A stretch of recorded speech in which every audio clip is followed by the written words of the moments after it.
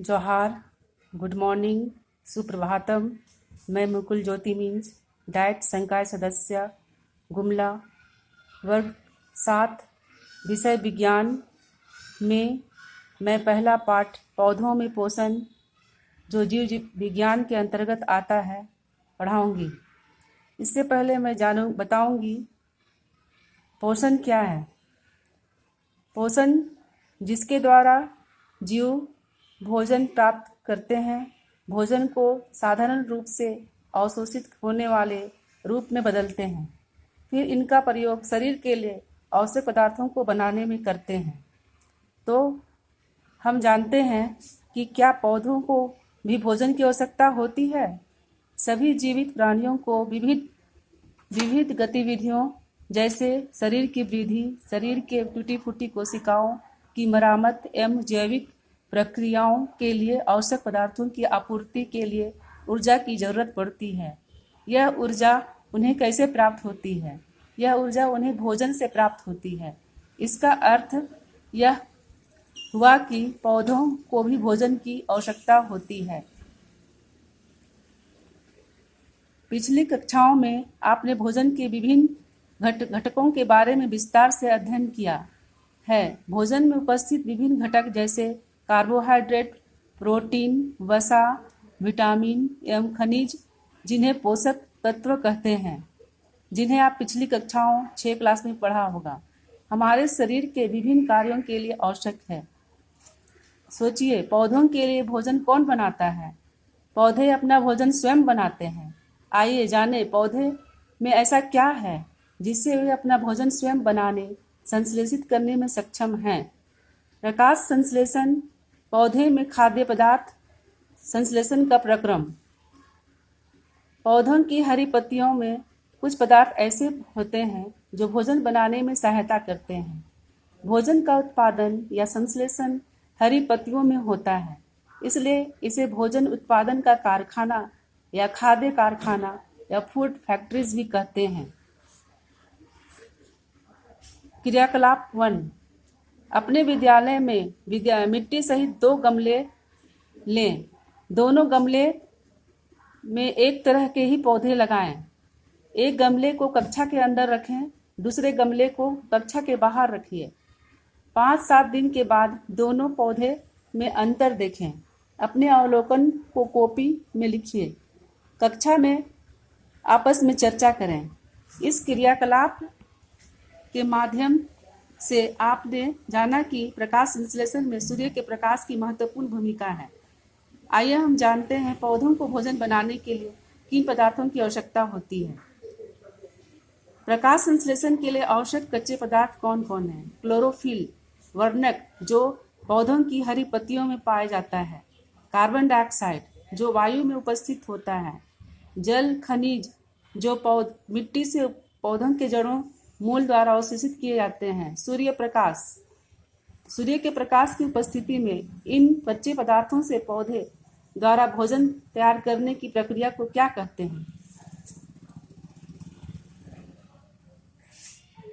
इसके पहले हम जानेंगे हरे पौधे द्वारा सूर्य के प्रकाश की उपस्थिति में क्लोरोफिल, कार्बन डाइऑक्साइड तथा जल का उपयोग कर भोजन की प्रक्रिया को प्रकाश संश्लेषण कहते हैं। इस प्रक्रिया में मुख्यतः ग्लूकोज जो एक कार्बोहाइड्रेट का या शर्करा है बनता है और ऑक्सीजन निर्मुक्त करता है। प्रकाश संश्लेषण को निम्नलिखित समीकरण द्वारा दर्शाया जा सकता है। कार्बन डाइऑक्साइड प्लस जल जो सूर्य के प्रकाश की उपस्थिति में और पौधे में हरे पत्ते में क्लोरोफिल की उपस्थिति में कार्बोहाइड्रेट और ऑक्सीजन देता है। कार्बोहाइड्रेट जो पौधे में संचित भोज्य पदार्थ होता है और ऑक्सीजन जो वायुमंडल में विमुक्त होता है, जिसे हम रासायनिक समीकरण द्वारा 6 कार्बन डाइऑक्साइड प्लस 12 H2O सूरज के प्रकाश की उपस्थिति और क्लोरोफिल की उपस्थिति में हमें ग्लूकोज मिलता है। C6H12O6 जो ग्लूकोज का रासायनिक सूत्र है, प्लस ऑक्सीजन और प्लस जल मिलता है। इसकी जानकारी, इस रासायनिक समीकरण की जानकारी आप उच्च कक्षाओं में अच्छी तरह समझ पाएंगे। क्लोरोफिल जो हमारे पौधों के लिए हरे पत्तियों के भोजन बनाने के लिए काफ़ी आवश्यक है। यह कार्बोहाइड्रेट मंड स्टार्च में परिवर्तित हो जाता है। बताइए, क्या प्रकाश संश्लेषण के लिए क्लोरोफिल की आवश्यकता है? क्रोटन या कोलेसियस की एक चित्तीदार पत्ती लेंगे। इस पत्ती को बीकर में डालकर कुछ देर उबालेंगे। फिर इस पत्ती को अल्कोहल वाले बीकर में डालेंगे। अल्कोहल वाले बीकर को वाटर बाथ में रखकर उबालेंगे।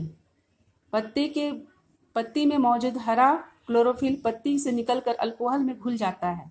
रंगहीन पत्ती को पानी में अच्छी तरह धोते हैं। पत्ती को पेट्री डिश जो कांच के गोल प्लेट की तरह होता है में रख कर उस पर आयोडीन की कुछ बूंद डालते हैं। तो हम देखते हैं कि चित्र के अनुसार पहले का पत्ती का जो रंग है वो बदलकर बाद में दूसरा रंग पर आ जाता है जो हम चित्र पर देख रहे हैं। पत्ती का वह भाग जो पहले हरे रंग का था गाढ़े नीले रंग का हो जाता है, परंतु सफेद रंग वाला भाग नीला नहीं होता है। इसका क्या अर्थ हुआ?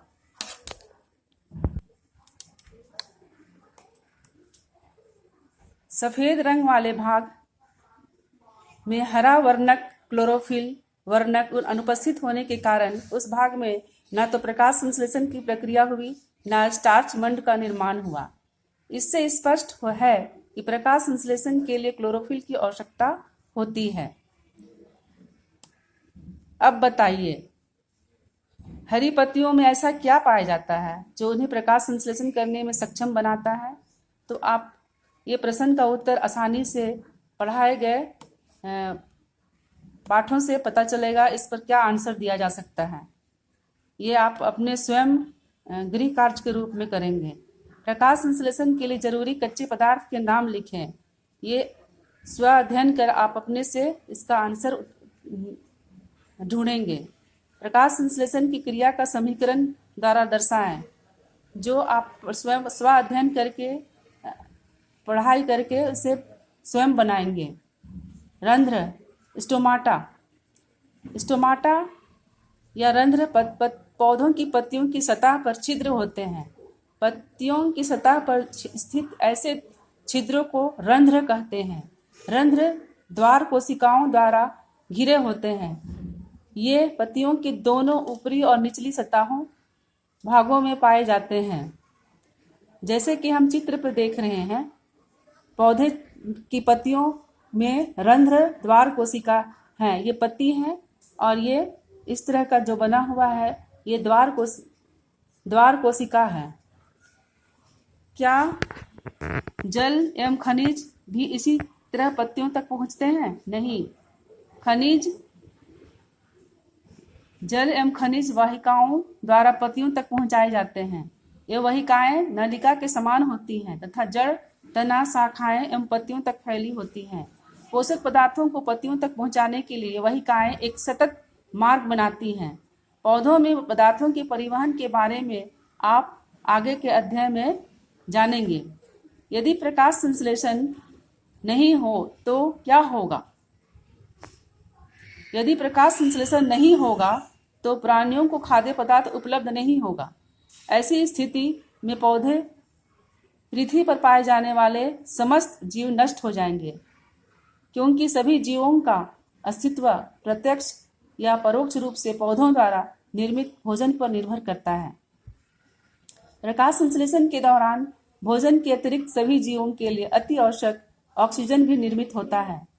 यह प्रक्रिया वायुमंडल में कार्बन डाइऑक्साइड और ऑक्सीजन के संतुलन को बनाए रखता है। अतः प्रकाश संश्लेषण की अनुपस्थिति में जीवन की कल्पना करना भी असंभव है।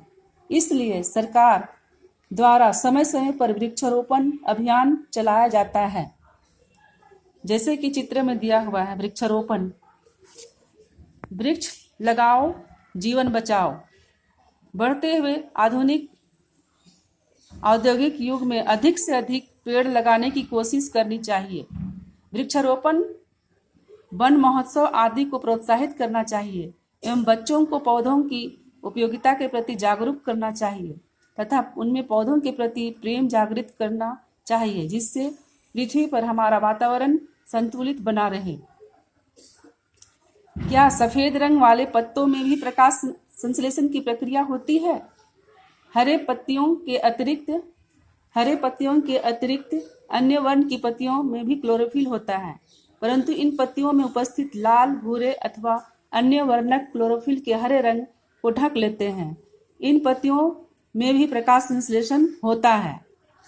जैसे कि यहाँ चित्र में देख रहे हैं हम कि ये सारे जो पत्तियां हैं ये विभिन्न प्रकार की रंग की पत्तियां हैं।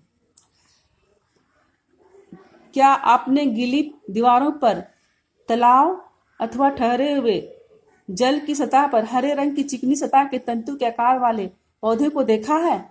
इन्हें शैवाल कहते हैं, जिसे इंग्लिश में एल्गी भी कहते हैं। इनमें क्लोरोफिल पाया जाता है, इसलिए ये प्रकाश संश्लेषण द्वारा अपना भोजन स्वयं बनाते हैं, अतः ये स्वपोषी होते हैं। चित्र में जिस तरह दिखाया गया है, तालाब में शैवाल पाया जाता है। अब आप जो प्रश्न दिए गए हैं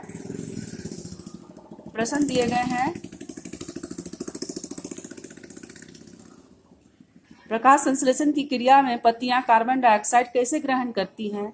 क्या रंग बिरंगी पत्तियों में भी प्रकाश संश्लेषण की क्रिया होती है? अब हम कह सकते हैं कि पोषण की यह विधि जिसमें सजीव द्वारा अपना भोजन स्वयं संश्लेषित करते हैं, वो स्वपोषण या ऑटोट्रोफिक्स न्यूट्रिशन कहलाती है। ऐसे जीवों जो इस विधि से अपना भोजन ग्रहण करते हैं उन्हें स्वपोषी या ऑटोट्रोप्स कहते हैं।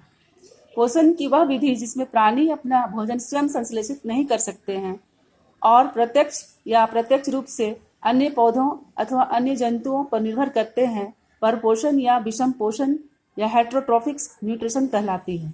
ऐसे जीव जो अपने भोजन के लिए पौधे या अन्य जीवों पर निर्भर रहते हैं परपोषी या हेटेरोट्रोपिक्स कहलाते हैं। अतः सारे जीव जंतु परपोषी हैं। क्या पौधे भी विषम पोषी हो सकते हैं?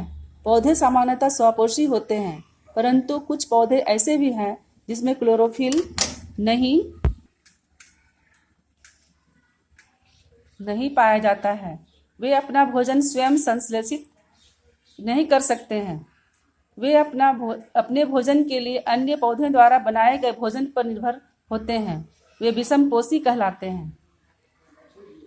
क्या आपको वृक्ष के तने व शाखाओं से लिपटी रस्सी नुमा पीले रंग की संरचना दिखाई देती है? यह अमरबेल का पौधा है।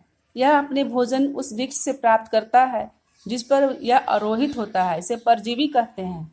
परजीवी विषम पोषी का एक प्रकार है। जैसा कि हम चित्र पर देख रहे हैं, अमरबेल का यह पौधा है। क्या विषम पोषी पौधों में पोषण की विभिन्न विधियां हैं? विषम पोषी पौधे में विषम पोषण की विभिन्न विधियां हैं। इन्हें हम जानते हैं। परजीवी पोषण, जिसे पैरासाइटिक न्यूट्रिशन कहते हैं, पोषण की वह विधि जिसमें प्राणी अपना भोजन स्वयं नहीं बनाकर अन्य जीवित प्राणियों के शरीर से प्राप्त करता है, परजीवी पोषण कहलाता है। इस प्रकार से भोजन प्राप्त करने वाले जीव को परजीवी या पैरासाइट कहते हैं। परजीवी जिस जीव से अपना भोजन प्राप्त करते हैं उसे पोषी या होस्ट कहते हैं। पौधों में इसका उदाहरण अमरबेल, मिसलेटो, रफलेसिया, अमरबेल तथा मिसलेटो तथा तना परजीवी है तथा रफलेसिया जड़ परजीवी है। जैसा कि चित्र में देख रहे हैं, रफलेसिया, मिसलेटो इत्यादि। मृतजीवी पोषण, जिसे सैप्रोफाइटिक न्यूट्रिशन भी कहते हैं, पोषण की वह विधि जिसमें प्राणी अपना भोजन मृत विघटित जैविक पदार्थों से प्राप्त करते हैं, मृतजीवी पोषण कहलाता है। मृतजीवी पोषण प्रणाली का उपयोग करने वाले पौधे मृतजीवी या सैप्रोफाइट कहलाते हैं। फफूंद तथा कुकुरमुत्ता या मशरूम जो कवकों के प्रकार है मृतजीवी पोषण के उदाहरण हैं।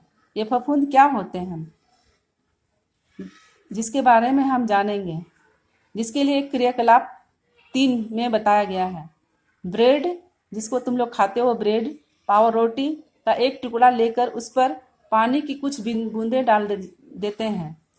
किसी नम एवं उष्ण स्थान पर इस टुकड़े को 2-3 दिनों के लिए छोड़ देते हैं। 2-3 दिन के बाद ब्रेड की सतह पर सफेद, हरे या भूरे रंग के धब्बे दिखेंगे। की सहायता से देखिए, इन धब्बों को एक आवर्धक लेंस या सूक्ष्मदर्शी की सहायता से देखेंगे। सूक्ष्मदर्शी जिससे हम छोटी से छोटी चीजों को आसानी से देख सकते हैं। आपको क्या दिखाई देगा? जैसे कि चित्र में दिखाया गया है, ब्रेड पर उगती कवक। आपको रुई के धागों के समान संरचना दिखाई देगी। ये संरचनाएं फंगस हैं। फफूंद या फंगस अचार, चमड़े, कपड़े, अनाज आदि अन्य पदार्थों पर भी उगते हैं। ये नम एवं उष्ण वस्तुओं पर भी उगते हैं। वर्षा ऋतु के दौरान अनेक वस्तुएं कवक की वृद्धि के कारण नष्ट अथवा अनुपयोगी हो जाती हैं। सामान्यतः कवकों के बीजाणु वायु में उपस्थित होते हैं। जब ये हवा के झोंकों से किसी ऐसे द्रव्य, जैव पदार्थ अथवा उत्पाद पर बैठते हैं तो नम एवं उष्ण हो तो वे अंकुरित होकर एक नए कवक या फंगस को जन्म देते हैं। ये तेजी से फैल जाते हैं। पौधों, जंतुओं एवं मनुष्यों में कवकों के कारण कई प्रकार के रोग भी होते हैं। इन्हें भी जानिए। यीस्ट या छत्रक जैसे अनेक कवक उपयोगी भी हैं। इन्हें खाने या किण्वन की क्रिया में उपयोग में लाया जाता है। कुछ कवक का उपयोग औषधि के रूप में भी होता है। कीट भक्षी या इंसेक्टिवोरस घटपर्णी एक विचित्र पौधा है। इसके पोषण की विधि सबसे अलग है। घटपर्णी पौधा कीटों को अपने भोजन के रूप में ग्रहण करता है। जैसा कि हम चित्र पर देख रहे हैं घटपर्णी पीचर पौधा के घड़े एवं ढक्कन जैसी संरचना होती है। ऐसे पौधे जो कीटों को अपने भोजन के रूप में ग्रहण करते हैं उन्हें कीटभक्षी पौधा या इंसेक्टिवोरस प्लांट कहते हैं। घटपर्णी या कलस पौधा पीचर प्लांट, वीनस फ्लाईट्रैप्स, ड्रोसेरा, ब्लैडरवर्ट आदि कीटभक्षी पौधे होते हैं। कीटभक्षी पौधे में क्लोरोफिल वर्णक भी पाया जाता है और वे प्रकाश संश्लेषण की प्रक्रिया से अपना भोजन तैयार करते हैं। वे कीटों का भक्षण नाइट्रोजन की आपूर्ति के लिए करते हैं। अधिकांश कीटभक्षी पौधे नाइट्रोजन की कमी वाली जगहों में पाए जाते हैं। सहजीवी पोषण, सिम्बायोटिक न्यूट्रिशन। क्या आपने 2 जीवों के सहसंबंध के बारे में सुना है? ये संबंध क्यों बनाते हैं? यह एक विशेष प्रकार का संबंध है जब विभिन्न प्रकार के 2 जीव एक दूसरे की मदद करते हुए एक साथ रहते हैं। वे अपना आवास एवं पोषक तत्व एक दूसरे की मदद करते हुए साथ बांटते हैं, जिसे सहजीवी संबंध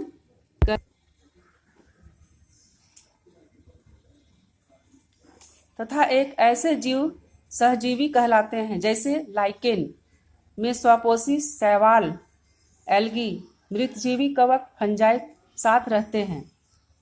जैसा कि चित्र में दिखाया गया है, लाइकेन जिन्हें आप लोगों ने लकड़ी में लटका हुआ देखा पाया होगा। अधिकतर बरसात के दिनों में यह पाया जाता है। लाइकेन साधारणतः वृक्षों के तनों या पुरानी नमी युक्त दीवारों पर उगते हैं। शैवाल में क्लोरोफिल उपस्थित होता है जबकि कवक में क्लोरोफिल नहीं होता है। इसे आप ठीक से जान लीजिए कि कवक में क्लोरोफिल नहीं होता है और शैवाल में क्लोरोफिल होता है। ये कवक शैवाल को रहने का स्थान, आवास, जल तथा पोषक तत्व उपलब्ध कराते हैं तथा बदले में शैवाल प्रकाश संश्लेषण द्वारा संश्लेषित भोजन कवक को देते हैं। इस तरह दोनों शैवाल एवं कवक एक दूसरे को लाभ पहुंचाते हैं। अब सहजीवी संबंध के एक और उदाहरण पर चर्चा करते हैं। कुछ जीवाणु बैक्टीरिया वायुमंडलीय नाइट्रोजन का स्थिरीकरण करने में सहायक होते हैं। वायुमंडलीय नाइट्रोजन को विलय पदार्थों के रूप में बदल देते हैं। राइजोबियम ऐसा एक जीवाणु है जो जीवाणु दलहन के पौधों में जैसे चना, मटर, अरहर, मूंग, सेम आदि के जड़ों की गांठ में रहते हैं तथा उन्हें नाइट्रोजन की आपूर्ति करते हैं। इसके बदले फलीदार पौधे राइजोबियम जीवाणु को आवास एवं खाद्य प्रदान करते हैं। इस प्रकार दोनों जीवों, फलीदार पौधे तथा राइजोबियम को एक दूसरे की उपस्थिति में लाभ पहुंचाता है। ये ना तो सहजीवी संबंध है ना ये सहजीवी संबंध। इस संबंध का किसानों के लिए विशेष महत्व है। ये मिट्टी के दालों की फसलों के लिए अलग से नाइट्रोजन देने की आवश्यकता नहीं पड़ती है। अगली फसल के लिए मिट्टी में पर्याप्त नाइट्रोजन उपलब्ध रहता है। प्राकृतिक विधि के अतिरिक्त मिट्टी में नाइट्रोजन, फास्फोरस, पोटासियम जैसे तत्वों की आपूर्ति हम रासायनिक उर्वरकों द्वारा भी करते हैं। इससे मिट्टी का खोया हुआ पोषक तत्व खेतों को पुनः मिल जाता है। इस पाठ में हमने जाना कि अधिकतर पौधे स्वपोषी होते हैं। कुछ पौधे परजीवी एवं कुछ मृतजीवी होते हैं। सभी जंतु विषमपोषी होते हैं। इस तरह हमने इस पाठ में सीखा कि सभी जीवों को भोजन की आवश्यकता ऊर्जा प्राप्ति के लिए होती है। ऊर्जा क्या है आप सभी जानते होंगे, लेकिन ऊर्जा कार्य करने की क्षमता को ऊर्जा कहा जाता है। हरे पौधे प्रकाश संश्लेषण द्वारा अपना भोजन स्वयं बनाते हैं, इसलिए उन्हें स्वपोषी कहते हैं। प्रकाश संश्लेषण के लिए क्लोरोफिल एवं सूर्य का प्रकाश आवश्यक है। प्रकाश संश्लेषण में ऑक्सीजन का उत्पादन होता है और इस ऑक्सीजन का उपयोग सभी जीवों द्वारा उनकी उत्तरजीविता के लिए किया जाता है। कवक अपना पोषण मृत एवं अपघटित जैव पदार्थों से प्राप्त करते हैं। ये मृत जीवी कहलाते हैं। कुछ पौधे एवं अन्य सभी जीव अपने पोषण हेतु दूसरे जीवों पर निर्भर करते हैं, अतः विषमपोषी कहलाते हैं। अमर बेल एक परजीवी पौधा है। घटपर्णी एक भक्षी पौधा है। विभिन्न प्रकार के दो जीवों का ऐसा संबंध जिसमें वे अपना आवास एवं पोषक तत्व साझा करते हैं सहजीवी संबंध कहलाते हैं, जैसे लाइकेन। राइजोबियम जीवाणु वायुमंडलीय नाइट्रोजन को विलय पदार्थों के रूप में बदल देता है तथा दलहन जैसे पौधों की जड़ों को नाइट्रोजन के यौगिक के रूप में आपूर्ति करता है। इस तरह यह पाठ खत्म हुआ और इसका अभ्यास आप अपने स्व अध्ययन के दौरान खुद से करेंगे।